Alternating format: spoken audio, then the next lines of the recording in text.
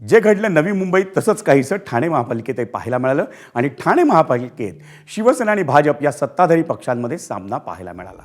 शिवसेनेविरोधात भाजप आणि शरद पवारांच्या राष्ट्रवादी काँग्रेसनं आक्रमक भूमिका घेतली। प्रशासकांच्या कारकिर्दीतील 3 वर्षांच्या कामकाजाबाबत उपस्थित करण्यात आलेले प्रश्न आणि लक्षवेधी घेण्यात न आल्यानं विरोधक आक्रमक झाले होते। तसंच विरोधी पक्षनेत्याच्या कार्यालयाची चावी हरवल्यामुळेही मोठा गोंधळ पाहायला मिळाला। यानंतर ठाणे महापालिकेच्या कर्मचाऱ्यांनी कार्यालयाची चावी शोधण्यासाठी धावाधाव केली। दरम्यान ठाणे महापालिकेत विरोधी पक्षनेतेपदी राष्ट्रवादी शरदचंद्र पवार पक्षाचे शानू पठाण यांची निवड करण्यात आली।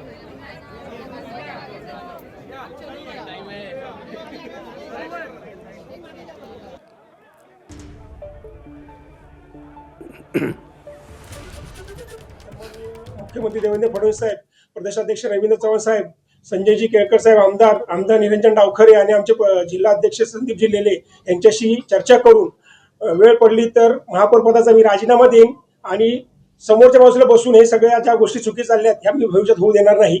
आणि भारतीय जनता पार्टीचा हा अजेंडाच आहे की क्लॅरिटी, पारदर्शकता, आणि जर सदस्य लोकांना जर बोलायला देत नसतील आणि एखाद्या सदस्याला जर बोलायला देत असतील आणि कुठेतरी चुकीच्या पद्धतीने महापालिका सभागृह हाणण्याचा प्रयत्न करत असेल शिवसेना, तर हे मुळात आम्ही कधी खपवून घेणार नाही।